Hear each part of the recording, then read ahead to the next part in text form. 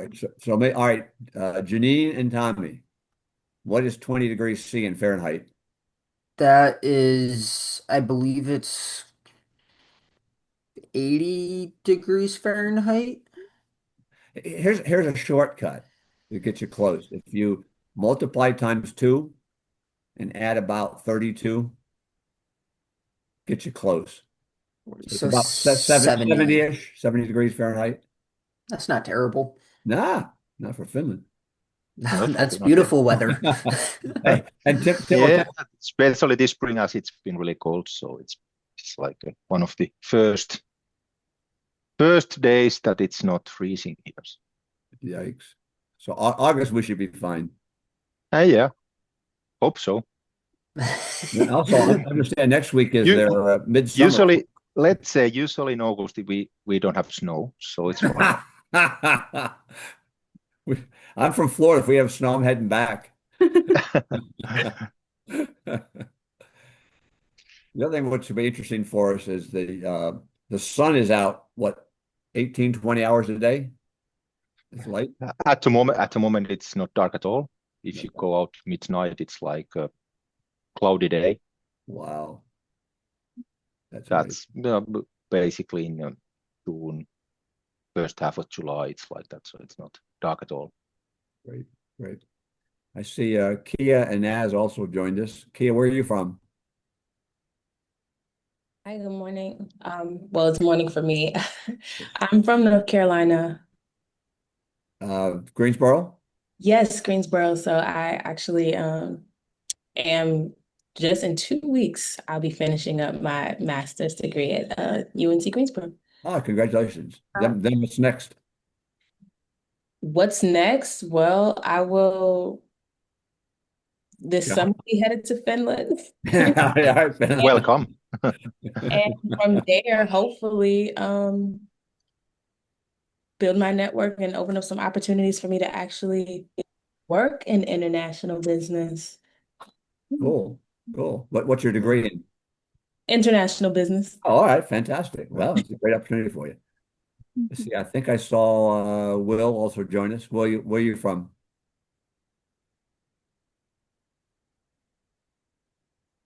Well, I'm waiting for Will. I think I see Samuel also. Samuel, where are you from? Oh yeah, I'm from the UK, around Oxford area, Okay. but I go to Cardiff University, so I've been there for 4 years. But yeah, I've just moved back to Oxford now, so readjusting. So it's Cardiff in a different part of UK? Yeah, so Cardiff's Wales, and then Oxford's England. So it's only around like an hour drive, but yeah, yeah. Welcome. And it's a Thank reasonable hour there. What, you're about 1:30 or so? you. 12:30 at the moment. 12:30. Okay. Yeah. Got you. Okay. All right.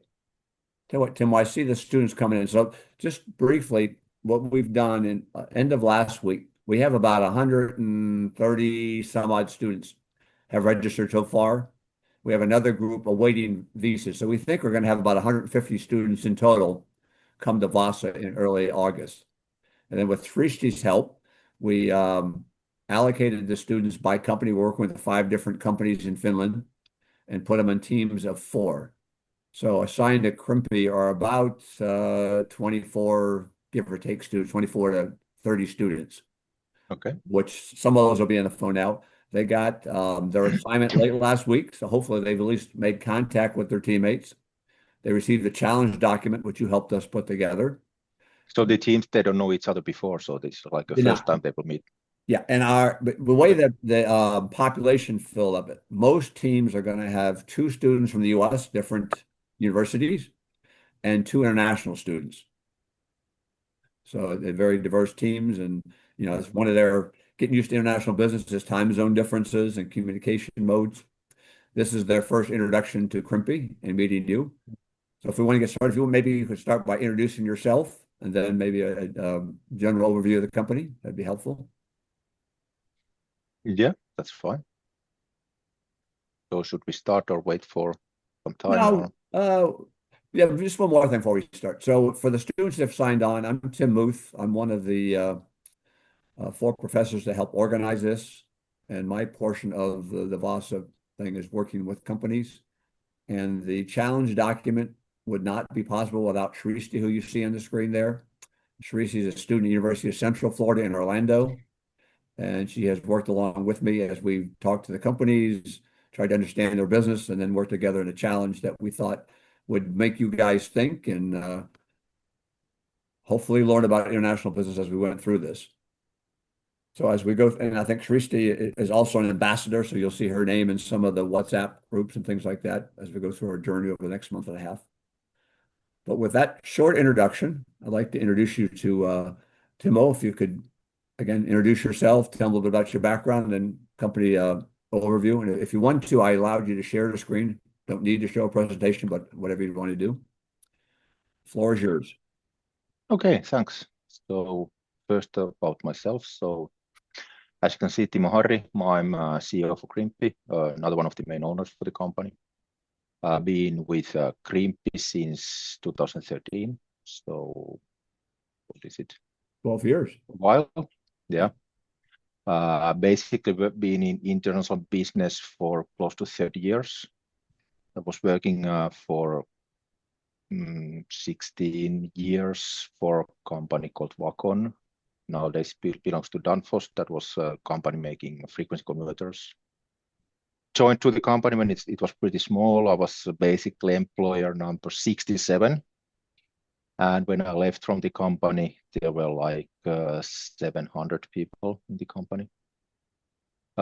Started there in R&D. So I'm engineer by electrical engineer and electronics manufacturing technologies, my background in studies, and started in R&D for a couple of years. And since that, I have not doing anything even close to my studies. It's basically been in business. I studied engineering and been in business since that. Then after that I jumped to the purchasing, took a lead for global sourcing. We started it was a small company at that time. We started to build up the sourcing network for the company and started to look for international suppliers. Spent in that role for a while and then moved to China for 2 years. I was at that time company had a daughter company in China. I was managing director for that Chinese company for about 2 years. Then came back, I was running for the product management for a while, and then after that I jumped to Crimppi as a CEO. So that's shortly my working background. And about Crimppi, well, you've got the let's say teaser or information letter about Crimppi that tells quite a lot about the company. So it was founded 2000. It was a kind of spin-off from another company working on wire harnesses, and been developing. I don't remember. There's no.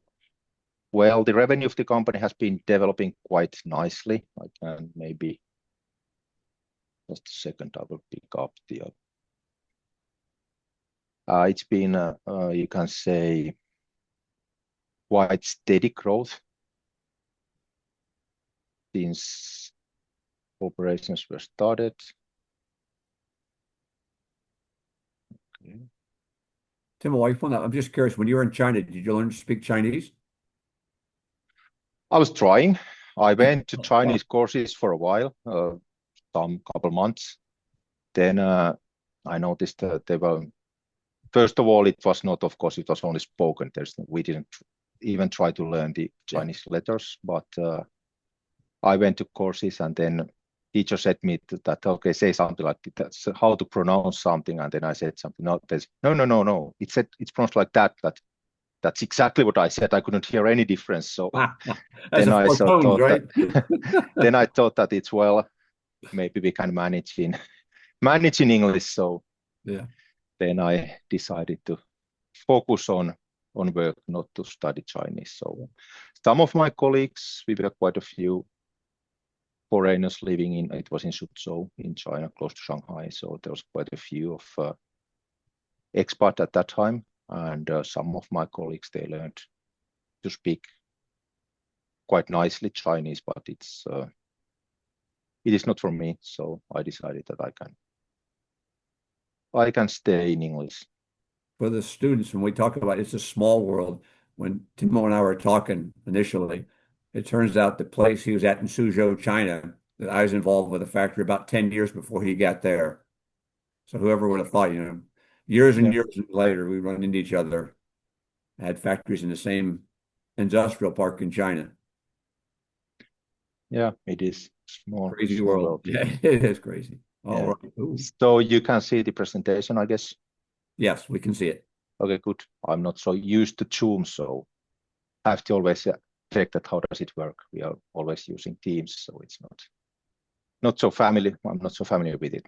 But well, as I said, the revenue development, how it's been, this is in million euros. So it's been quite a steady growth, couple drop downs on the way, but steady growth this year. The target is to be in 35 million.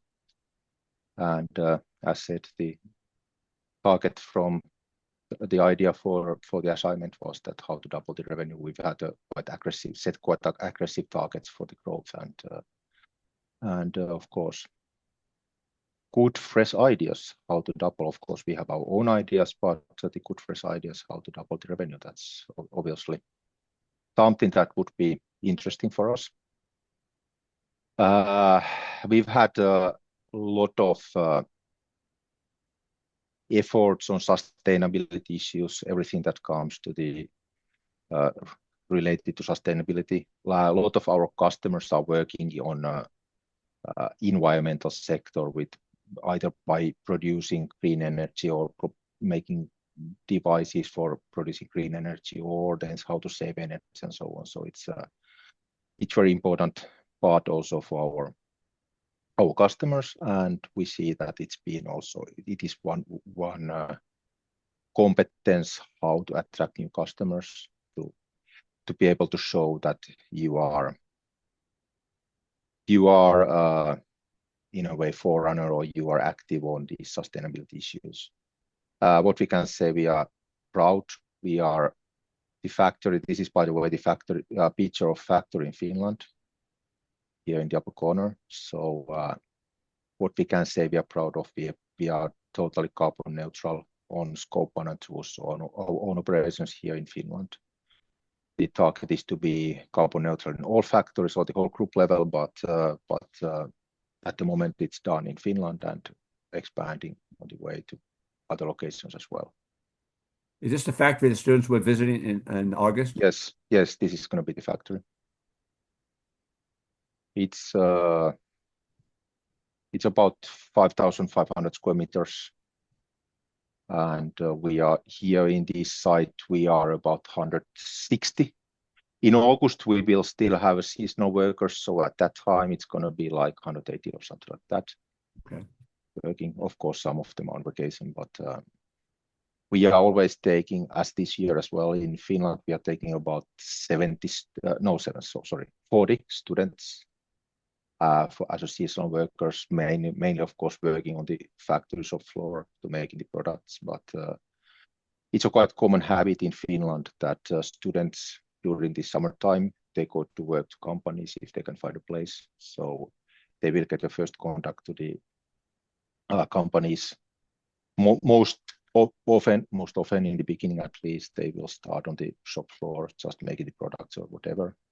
But then by having the contacts, I think that's also quite a good way to to be introduced and have possibilities then to find a job also since when they graduate. But that's when you say common. students, is it college age, like 18 to 22, or are they younger, high school age? From 17 to, yeah. Okay. The youngest ones we are taking are 17. So 17. So the age of most of the students on the phone call. Okay. Yeah, most of them are in college or something. When we're in Finland, maybe we can make them work in your factory for that week. Maybe it's better to focus on your agenda. Yeah, that's right. But for sure, you can see how does it look like. So it's operations are mainly, the first part is automated with automatic machines, but the quite big part of the work is manual. So it's manual assembly. It would be, of course, technically possible to fully automate it, but as we are very focused on high mix, low volume, it means that then making a robots or automation for the whole product, it would not have any payback. It's the setups and the cost of the machines that would do the job would be so high that it doesn't make sense. Could you elaborate? I'm sorry, go ahead. No, it's just to understand the high mix, low volume, what you mean by that. They may also understand that you're a contract manufacturer. Maybe you could explain your business model vis-a-vis your customers. Yeah, well, let's say high mix, low volume. I really mean high mix, low volume. So basically, we have a lot of even big customers. Quite typical order size, what they are ordering products can be from 5 to 100 pieces. And taking the account that we sold last year 5 million pieces. So it means that there are quite a few delivery batches going on. Of course, we have some customers. The smallest volumes are, of course, it doesn't make sense to produce less than one piece. Right. So it's from 1 to highest are few 100,000, let's say 300,000-400,000 pieces a year. So that's the volume range for the products. And let's say one of the key things is agility. So of course, customers, one of the key measures for industrial customers typically is this stock turnover. So they want to minimize their own stock. It means that they want to order small batches just on time to the need. So that's why our delivery batches are typically very small. So in some cases, we are delivering directly to production line.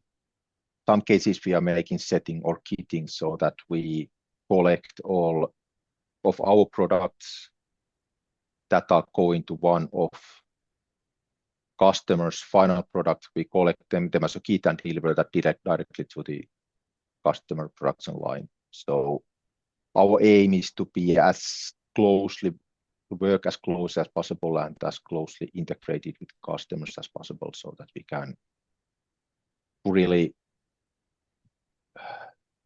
I've said many times to our operations that our target is to be more agile than customers' own process.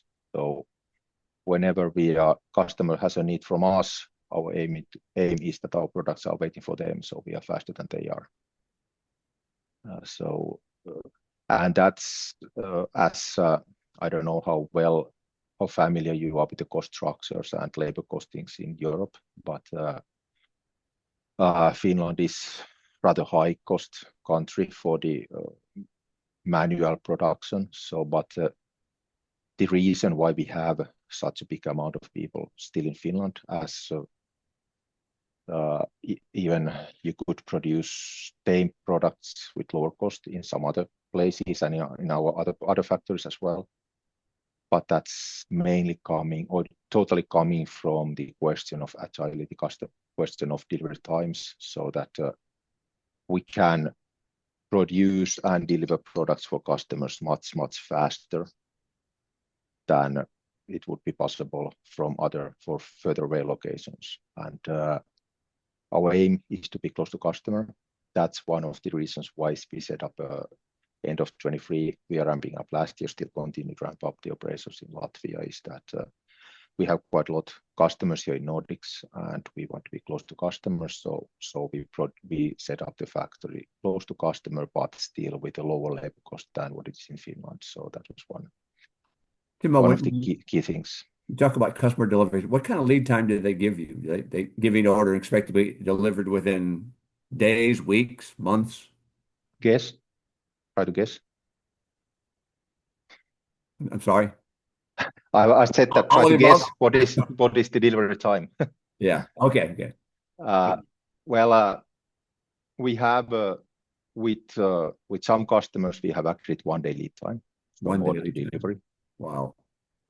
Typical, but that's of course big part of that is going via stock. So we are making products to stock and shipping from stock. But let's say typical lead time, including production and everything, it's about 2 weeks. 2 weeks. Okay. So very quick turn. Of course, what makes in that environment, what makes challenging planning anything is that our order backlog is very short, order book is very short. So basically, we are still selling end of June till end of June as a normal deliveries normal customers. So it's we don't have that such a long visibility for the customer demand. Of course, we have a forecast and discussions with customers in place and so on, but that's just forecast. Fixed orders we have, well, till for some customers are still ordering for Friday this week. Wow. So for the students, so what Timo's saying, he's got to buy all his raw materials, make sure he's got labor available. So when the customer says, "Hey, that forecast I give you now, I want so many products next week," he's got to turn it on right away, manufacture it, get it shipped, and then keep that going for the customers he's got. So it's a very unique kind of business. And one aspect for this is also that for some materials, the lead time is like a half a year. So it's really very dependent on forecast or, well, the final, it's a guess. What is the guess for the future, how it's going to be? So that, and of course, to agree with our supply chain then that how to buffer things and so on. So that's one challenge also in the environment. Do you own the raw materials, or did some of the customers buy it and consign it to you? Or we own almost everything. Okay, so you're taking a big risk of carrying all this inventory. Let's say with all big customers, we have a kind of contract that if some of the materials that we have, let's say customer has a forecast for us, and based on that we get materials. If for some reason usage of some of those materials will end, they have to buy the materials from us. So it's okay. It's a kind of course we take a risk for the case that how long does it stay in our warehouse and so on, but not so big risk on having useless material. Gotcha. Now, of the 5 million pieces you delivered, how many customers would make up like 80% of your volume? Is it a small number or a large number? It's a pretty small, would say 10 customers. Okay, all right. So you get to know them very well. Yeah. And again, for the students, we have active customers like 100, 150, but as said, maybe 10 of them are making 80%. So it's quite... Gotcha. Okay. And again, for the students, this is what we call B2B, business to business kind of activity. So he's not selling to consumers, not using social media to find customers. A lot of relationships, like you said, maybe informal contracts that he's dealt with these companies for a long time. They trust him, he trusts them. But a little bit different business model than most of us here day to day. Yeah, and almost all partners, customers it's a kind of long-lasting operation. So it's we aim, and our customers also aim to have a supplier. We are aiming to have customers. They are having a supplier for a long period of time. They are not aiming to change supply every year, or we are not. Of course, we are competing with the price. If we are not competing on price, or if we are not performing well, then they are looking for another supplier, chasing a supplier. But if everything goes well, if the price is good, so they also understand. Customers also understand that it's important to be able to build the cooperation and build the supply chain, build the ways of working, so that it's as smooth as possible. And of course, it takes time. You cannot do it in a week or so. It takes time to make it. The key factors are delivery time, cost, and then the quality, reliability of what you deliver, the quality. Yeah. Yeah. One of the examples that Shrishti wrote in the challenge document was, I forgot who it was. It was ABB, or somebody was building a train system. So for the students, think about, there's a big train being put together, and there's these wire harnesses going into, which is one component of many going into the train. So you're the customer delivering that train to some city or some municipality. While this component is only one piece of that one system. You can't afford it to be late. You can't afford to have a failure because it's going to affect a really big part of your production, and hurt that end customer quite substantially. Maybe, Timo, can you just talk a few minutes about some of the end products your customers go into? Well, it's quite a variety, but yeah, you got a good example of trains, trams. We have that's been a quite fast growing business for us. It's interesting when you think about one tram going in downtown in towns. One tram, it has close to 100 kilometers of wire in one tram. Wow. So they are quite a big potential customer with one product having other wires. Otherwise, I mentioned the frequency converters, all kind of converters, windmills. We have UPS systems used quite a lot in data centers, hospitals, these kind of things, ensuring the electricity supply for the plants. To make sure the students are awake, I'm going to ask one of the Americans to see who was who. Brittany, you there, Brittany? You from the U.S.? Yes. When he says that one train might have a kilometer of wire, you know how much that is? And anybody?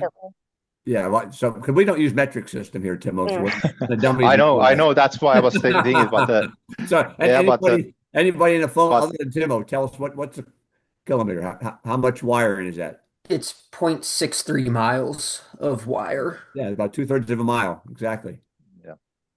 Yeah, but A I lot said it's 100 kilometers, so it's like 100 kilometers. 60 miles. 60 miles. Whoa!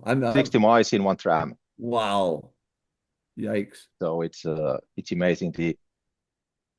That is a lot of The wire. boxes on the corner of the roof, they are basically full of wires. Okay. And your product would feed into that box then. Yeah, that's right.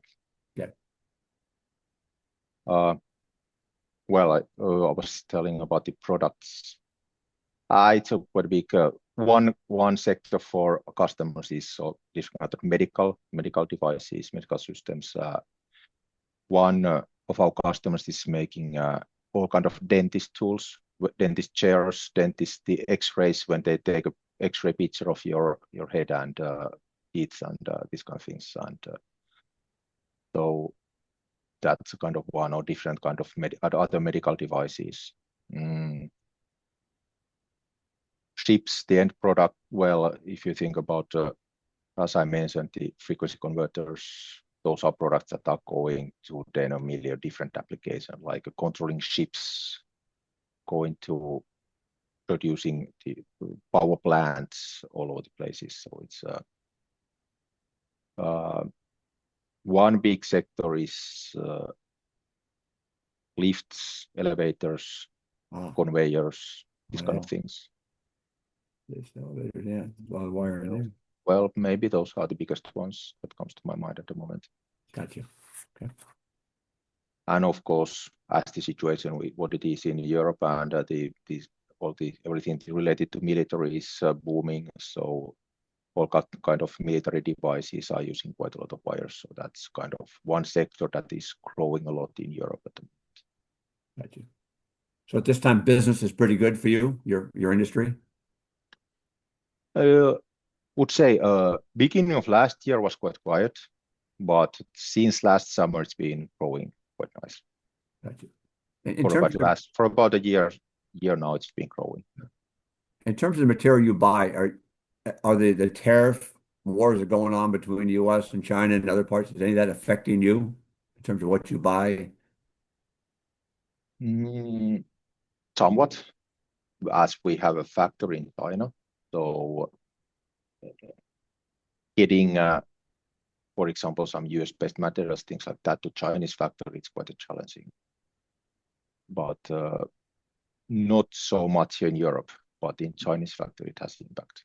And of course, the question is that what's going to happen for the future. We are selling a bit, not a huge amount, but we have some direct sales to US, not a huge amount, as said. But then the question is what happens for our customers, as quite big part of what our customers are selling, they are selling to US. So it's that way it will have impact, or let's see what happens. Yeah, right. Yep. Gotcha. Okay. Yeah. I don't know what else. Could you talk a little about the certifications that you've got to get in order for your businesses and the importance of those to your customers? Well, the important what customers are of course asking are the ISO certificates, ISO 9000. We have ISO 9000, 14000, and 45000 in all of our factories. So management, environment, and health and safety certificates. Those are important for all of our customers. UL certification is important for all customers who are supplying to US or Canada or that area. So that's something what we also have for all of our factories. Data security is something that it's growing. The importance of data security is growing all the time. We are working on certification on that side, but we don't have it yet. But neither is any of our competitors having it yet. But we are aiming to have it by the end of this year. Otherwise, for wire harnesses, IPC 620 standard is defining the basic principles. That's basically the standard defining the quality criteria for the products. If it's not defined by customer, then we refer to the standard, and that's kind of thing defining the quality levels, what needs to be done. Right. Well, that's shortly. TS certification, so automotive standards is something we've been talking. We don't have it at the moment. We've had a couple of cases where customers would require it, but that's something we are considering. We don't have it at the moment. Is that a costly one to get? Yeah, it is costly and needs quite a lot of work to have it. So yeah. Right. But you would need that to qualify for automotive customers? For some of them, yes. Or let's say we are not supplying typical. That's basically the only part we are for wire harness business we are not in is we are not making harnesses directly for automotive. So cars don't have our wires. What we are supplying for the infrastructure like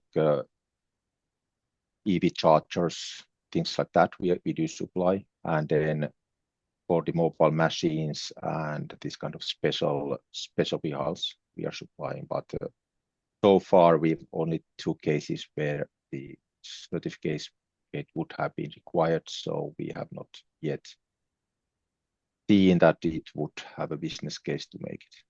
Right. Could you say a little bit about your competitors? If you have major competitors or they're spread around the world, whatever that situation looks like. The typical case with competitors is that it's quite spread around. Quite often competitors are pretty small ones working close to the main customers, having 1 or 2 main customers, and like a small company. Also, we are still competing quite a lot on the make or buy decisions. So even big companies may have one corner where they are making harnesses by themselves without any proper tools, very manually. So that's one area to compete is with customers to decide whether they're going to buy it or make it by themselves. Typically, if you look at if you go to search for wire harness companies, all the big ones are basically focusing totally on automotive. And as I said, that's something that we are not in. Okay. That's kind of the business model on automotive. It's quite different compared to normal industry business, or for us, normal industry. Well, compared to our business to industrial customers. So that's why we decided that we are not even competing in there. And that's the area where you have these huge mega billion euro companies working on, but they are focusing only on automotive customers. Good example of that is that they say one harness company that is originated from Finland, focusing on automotive, and they had a daughter company making PCBAs, and that daughter company bought wires they needed. They bought it from us because their mother company, who was making harnesses for cars, was not able to supply for them because the demand and the model what they needed was so different compared to the automotive. So that's it's a big business, but the business model is totally different compared to the industrial. I remember in my career, we sold semiconductors to U.S. automotive companies. They were the worst customers ever. Extremely demanding, didn't want to pay anything. Orders spiking up and down based on their production. It was a really, really tough market. Yeah, they drove volume, but boy. Actually, I've never heard anything good about automotive customers in perspective of supplier or subcontractors. So, well, the good thing is that there might be huge volumes. There might be a lot of work to do, but basically the margin levels are nothing. Yeah, very thin. Very thin. And no any commitment for anything. So it's exactly challenging. Really, we had to buy supplies. We had to warehouse them very close to their factory. Basically, we had to consign our products to their factories. But boy, if their orders went down, they didn't take any responsibility for the product. Yeah. It came right back to us. If you don't mind, any student questions at this point before we go on? Yeah, I got a question. I'm Brennan Coleman from Team 3. Where are you located, Brennan? I'm in Germantown, Maryland right now. All right. Go ahead, Jeff. My first question is, will you be able to provide financial documents for teams like balance sheet, income statements, and cash flow statements like of the past? Yeah, we can provide something. Yeah. Okay, cool. Those are basically public data. So and then my second question is, what are some important factors that you guys are looking at while potentially expanding to new markets? Like maybe specifically even the US market.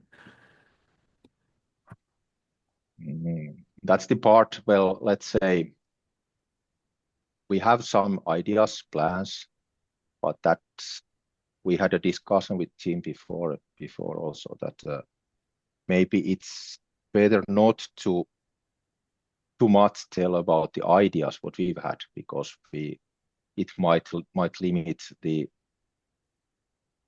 usable crazy ideas from your side. Yeah. Yeah. So, Brent, what we talked about was, first of all, as you can see here, I'm about 110 years old. Timo's much younger than me, but still, you guys are a different age group. And rather than pollute your minds with where he thinks he's going to go, or I might think you're going to go, we'd like you guys to sort of look at that. Understand what their products are, what kind of how they sell, what kind of customers they've got. He told you something about automotive, probably not something that they're entirely interested in. But what else is out there would be a good market for what they do, and where they've got their strengths. Yeah, I think it's a doesn't have a lot of competition. Yeah, maybe I geographically where should we be? Where would be the business? What would make sense? Or product wise, is there something you see that we should expand the product portfolio somewhere that's doable, or whatever? So I wouldn't limit it. Let's keep it quite eyes open as possible. Yeah. Brandon, the other thing is the reason, with X Culture, it's all about international diversity and stuff. So hopefully on your team, you've got at least two international students. Hmm. Hope, as you guys talk about different things that your teammate from whatever, Asian country or African country, that they've got ideas of, things happening over there that you wouldn't know about. And you guys by Hmm. kicking things around, you come up with stuff that Timo would never think about. And like I told him, this isn't like you've hired McKinsey. You guys are not experts, but you are pretty smart, actually very smart, very creative. And when he hears four or five of these presentations, he might say, "Well, idea from team three. If I take that with what I heard over here, that could be a really interesting business model." Hmm.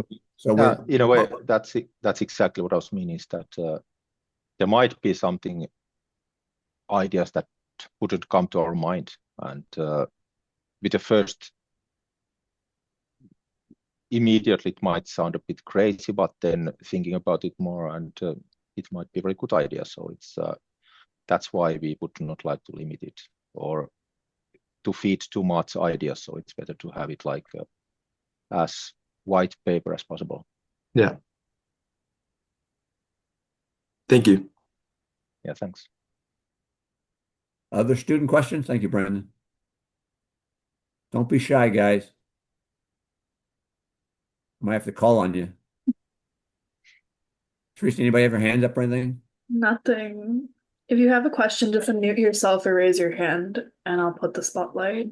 All right, I'm gonna spotlight somebody. I see a Trang, Trang. Trang, are you there? Can you put your camera on and put your mic on? How you doing? Hi, I'm good. And where are you located? I'm located in Finland. In Finland. Oh, are you Yeah. one of the I'm ambassadors? in Vaasa. You're in Oh, Vaasa. You are in our neighbor. Yeah. so are you an ambassador for the program? Yes, I'm one of the ambassador. All right, so you have to set a good example for the students. You have a question for Timo? And So far I Timo, have so while she's thinking, what we do, so ambassadors are typically students that have been through our X-Culture program, our online, our when we do it in our normal academic semesters. And then in this case, she's from the host university. So they're sort of like um, helping the students while they're there. They're typically a little bit older than the students that are coming. And they have a few other responsibilities, like to make sure that Samuel gets in under curfew and doesn't get in trouble and that kind of stuff. But Trang, yeah. you have a good question for us here? So far I have no questions Oh, now. come on, come on. Let's see who else we got online here. I see Brittany. You have a question, Brittany? Um, okay, I have one. Where are you from, Brittany? I'm from the US, North Carolina. Okay. Greensboro also? Actually, I'm from Oxford, North Carolina. Oxford, okay. Um, I guess my question is when the pandemic hit, how badly or if it affected your company, and I guess since experiencing that, how do you, I guess, try to prevent anything else like happening Yeah. with your company? Yeah, okay, good question. Well, first of all, as we see, I took back the group revenue, so we can see that it dropped down here around COVID time.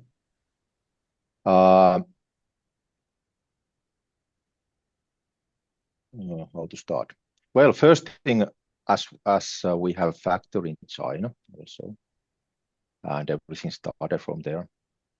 At that time, we had a Finnish expat running the company as general manager in China, and he happened to be, when everything started, he happened to be on vacation in, I don't remember, somewhere Southeast Asia. And we had, of course, a lot of discussion. What does he do? Is he coming back to Finland or going back to China? What's going to happen? And he decided to go back to China. And China had a full lockdown for a while. but almost same time when everything hit to Europe and US and everything started to be bad in the other side of the world, China started to recover from it. So the business in China was totally locked for a while, and then it started to recover quite fast. What happened with COVID as outcome from COVID was global allocation almost on any supply. All the materials were out of stock. Suddenly we had materials that used to have a delivery time of 2 weeks, and on next order it was 9 months. So we were trying to order with agreed lead time of 2 weeks, and the confirmation were after 9 months. So that caused the big problems, and that's in a way it's a typical trend buyer behavior in the world. When there start to be restrictions or lack of availability on materials, then buyers start to buy that material more so that they would secure that they will get it. And that was a global business pandemic, in my opinion, was that when Corona hit to the industry, there was some kind of limitation on material availability, and that caused a big jump on companies trying to buy the material so that they would secure that they will get at least something. And that was the thing that caused also for us big problems. And when we got a material, then the question was with our customers that they don't have some other material, so they don't need our products either. So this kind of impact on buyer behavior and material availability was the thing that for us and for our customers caused the big impact. And as we can see also from our sales here, to end of 21, 22, when the allocation started to or material availability started to get better, the orders, the need that companies were lacking during the Corona time, everything was, we were able to supply everything, and that caused the jump back to the level or the track that it was before Corona. So how to avoid it? Honestly, I don't know. Got it. Thank you. Thanks, Brittany. Hi, Kirsty and Tim. I have a question. It's Karen. Karen, explain who you are so Timo knows you. Hi.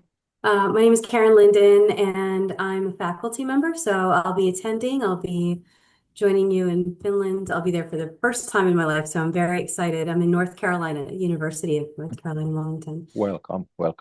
Yeah, thank you. So I have a beginner's mindset on your challenge. I'm sure the students have studied far more than I have. I've glanced through the challenge document. I've looked through the website just a little bit, and this has got my ideas kind of flowing. But I was wondering, in the challenge, and maybe this is like a Tim and Tracy question, I'm not sure, but do we have like a small repository, or is it in the challenge where the students can get a good idea of who the actual current customers of Crimpy are right now? Because for me, if I'm thinking about expanding into different areas, different products, expanding the book of business within the existing group that they're working with, I just kind of want to get, I'm wondering if we're not hearing a lot of student questions because they're just trying to conceptualize like who are the people that buy the product, and then that can be like the springboard for idea generation. So maybe I'm the only one that's a little stuck, with kind of conceptualizing who the customer is.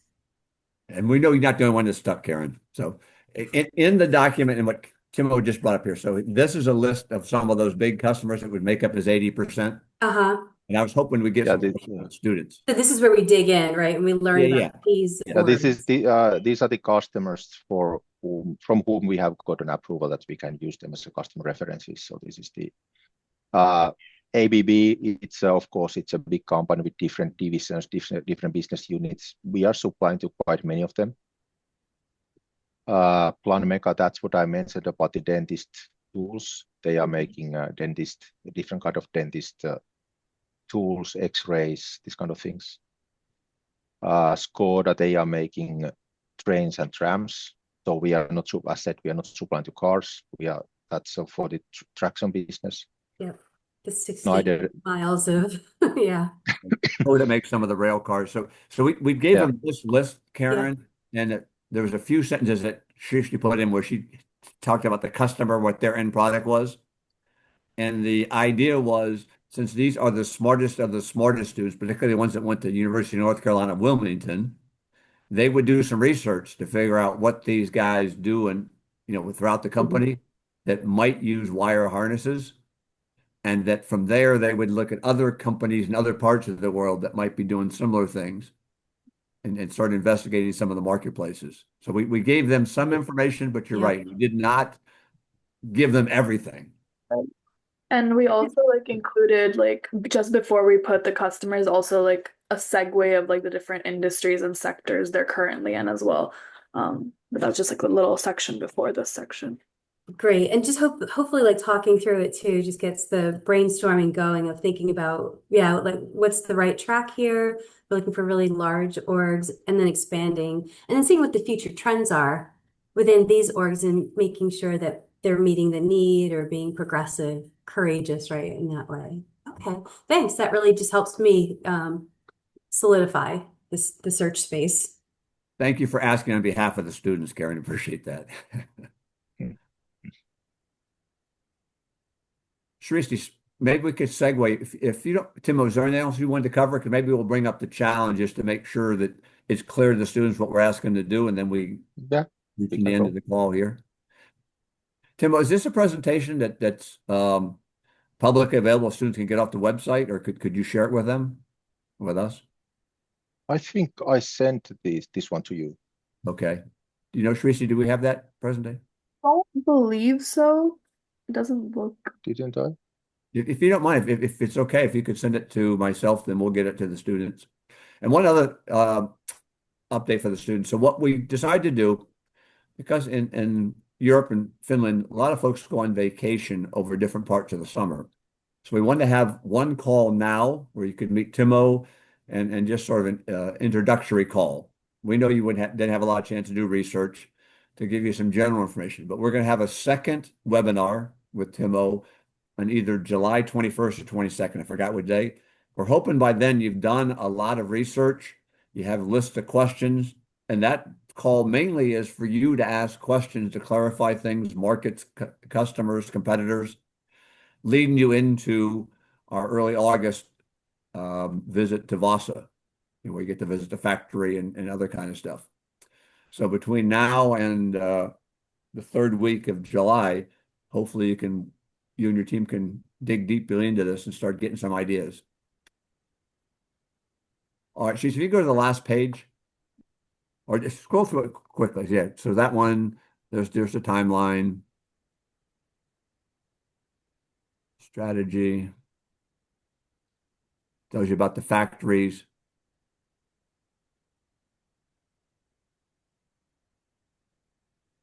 And thank goodness for Shrishti. It'd take me 100 years to get these pictures in here like this.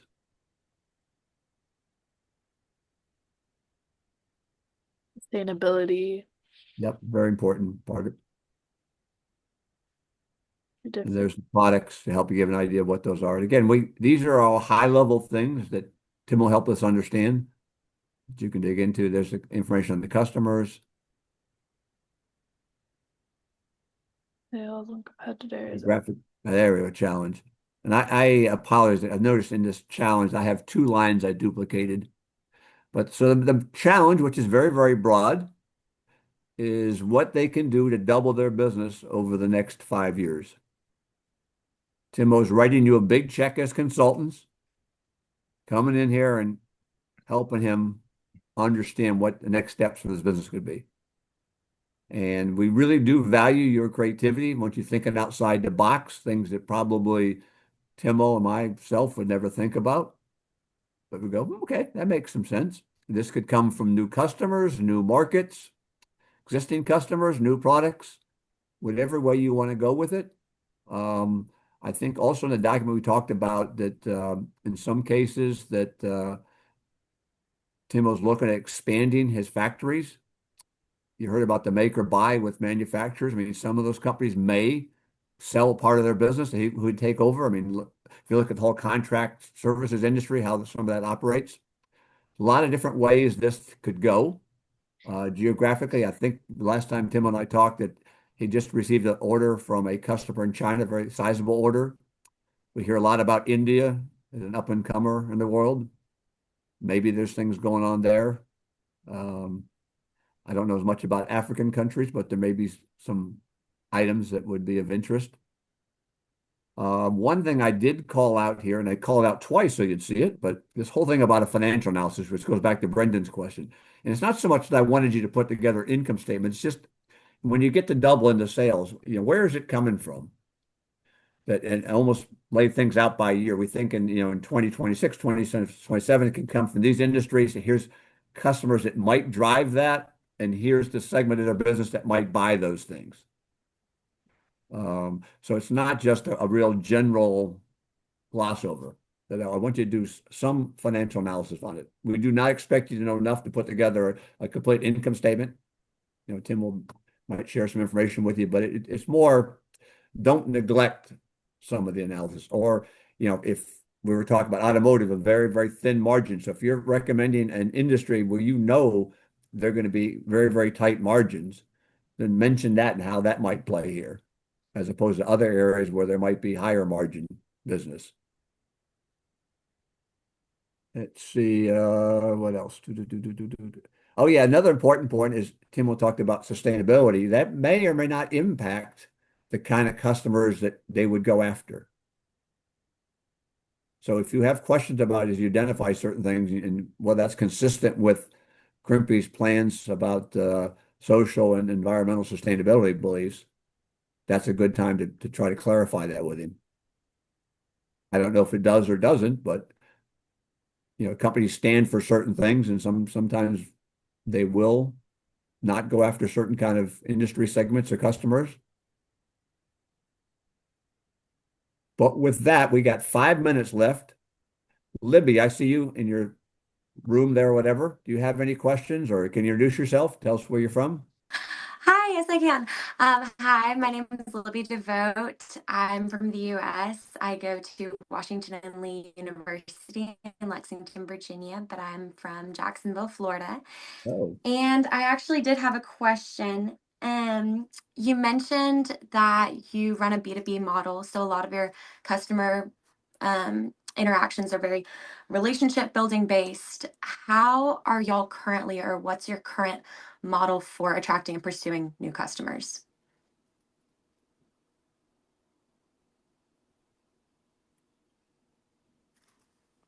Let's say new customers, it's mainly it's direct contacts with customers. We are searching the market. We are searching the possible companies who may have a need for the products what we are making, and then we are looking for the direct contacts and mainly contacting directly. Of course, we have web pages and so on from where we can get some contacts, but for the bigger contacts are coming, so that we are searching, we are buying some market studies, we are studying possibilities, and then having a direct contact, trying to find a direct contact from the customers, prospect customers, and contacting them directly.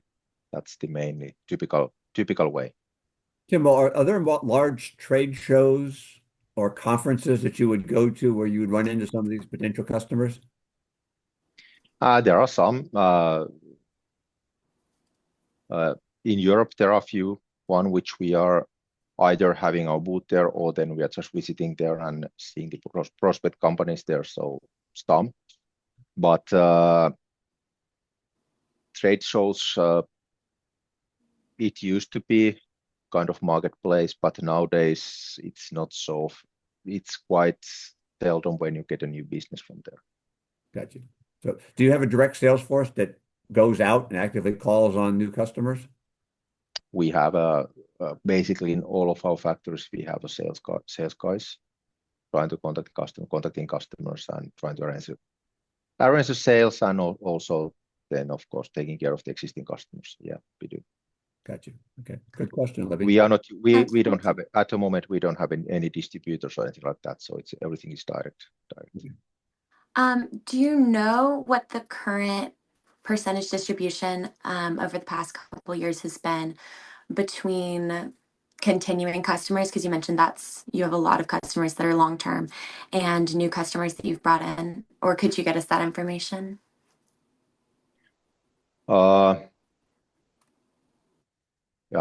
Definitely the biggest portion is existing customers. What we are doing, what we measure is we are measuring new customers, so that it's or new sales for the products that the first time was sold within 12 months from the order date. So that's how we define, how we measure it. Roughly, you could say 15% of the sales is something that it's totally new, so that the product, everything was created within 12 months from the order. That's about 15%. So 85% is, on our definition, that's a kind of old business, but it's anything more than 12 months since from the order. So Thank you so much. thanks. Thanks, Libby. Let's try one more. I see, I may mispronounce the name, Lanone, Layoonne. Are you with us, Lanone? One of our ambassadors. Oh, ambassador, all right. How about Michaela? You there? Yeah, I'll check that on me. Hi, yes, I'm here. Okay, Michaela, where are you from and any questions? I don't have any questions. I'm from Long Island, New York. Okay. I go to Hofstra University. I'm a grad student. Oh, fantastic. Yeah, Okay. yeah. All right. Timo, you get the final word. Any thing you'd like to say to conclude the call here? Let's say it's nice to have such a big amount of students that are working on the assignment what we have, and try to figure out crazy ideas that we might then be able to utilize. So what I expect personally is more like exactly what I said, I don't know, crazy ideas, so that it's maybe not so conventional what we old people would think that would be the way how it's been done always, but some new ideas. That's what I would love to get. Yeah, and along that line, by the way, going back to this question Brendan, somebody else asked, that if you look a little bit into what they do with the wire harnesses and think about, are there other products they could start producing using the skill sets they've got? For example, yes. Kind of materials that, again, the things that we're so locked into what we're doing now, we don't see that. You go, wow, if they just make these minor modifications, that thing could be used over in these other areas. That's also another way of thinking about this one, of coming up with stuff that just, he's in a business where they do a lot of repeat business with customers. So you go continue doing that. You're making money and you go forward. But if push came to shove and you had to go someplace else, where might it be? Yeah, that can be really interesting, like our YKK challenge Yeah. 2 Tell years about that ago. one. Tell about that one, Karen. We'll close with that. Oh, yeah. Well, YKK, if any zipper that you have around you probably was made by YKK. It's one of those invisible companies, right? So there was the challenge, and it was thinking outside the box. So they make all the zippers around the world. What else can they do? Even the astronaut zippers that, so anyway, such an interesting thing. And really what impressed those judges were the outside the box thinking, right? We're not thinking apparel. We're not thinking the typical thing. So yeah, just use your imagination. And I just want to lastly say it's very encouraging to see many of you representing like the different teams this is a great point to like really get the energy going on your team to develop your ideas. So I would challenge you to try to get to like that 85% done point by the time you get to that next call, because then you'll really feel like you're on track, or you're going to make a big pivot, and that's okay too. But you're all thinking together, you're doing the most work. And then I'd say try to get to like a 99% point done before you are on the ground, because you really might make big changes when you're there. You'll get a new brainstorm idea or something like that, but then you can actually enjoy your time together. I see Shrisi like nodding her head because she knows she's seen it so many times with students that so you have to have like this, you have to embrace the fact that you might make big changes even though you've gotten to a really close to finish point. But the teams that have like the difficulty is they're a little shy to ask the questions or feel like, well, maybe we should know this, but we're spinning our wheels. Just ask. And your ambassadors are not going to be the ones to like coach you with the right answers. They'll coach to get you the right resources. So they're always in your court to help you just reestablish all these links. But I encourage you to make the most of your on-ground time of your like almost what 10 plus hours of no, much more light. Anyway, yeah, like your 17 hours of light, and not lock yourselves in a room saying like, okay, let's start from the beginning. What are we gonna do? So anyway, it's just been a really productive hour. Thank you, Timo, for all your time and sharing all this information with us. Thank you, Timo, and thank you, students, for getting up early. We appreciate it. You guys ever have a good day. Take care. Okay, Bye. Thank you. Thank you very thanks, much. and Thank you all. see you in